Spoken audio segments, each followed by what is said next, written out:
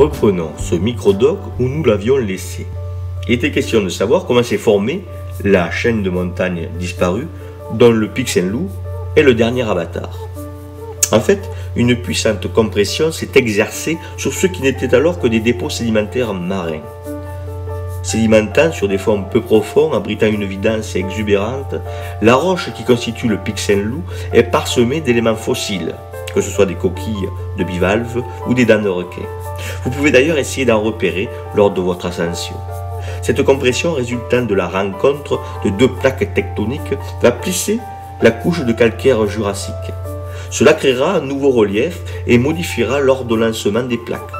Comme vous pouvez le voir ici, une partie de la couche géologique est verticale. Mais cet épisode géologique qui va créer toute la chaîne pyrénéo-alpine n'est qu'une partie de l'histoire de l'apparition du Pic Saint-Loup à la géométrie si caractéristique. Une fois dressée, la montagne qui a précédé le Pic Saint-Loup s'est vue attaquée par l'érosion et son plus fidèle allié, le temps. Une centaine de millions d'années de vent, de pluie, d'alternance de chaud et de froid, de gel, ont contribué à rabaisser et sculpter ce qui deviendra le Pic Saint-Loup.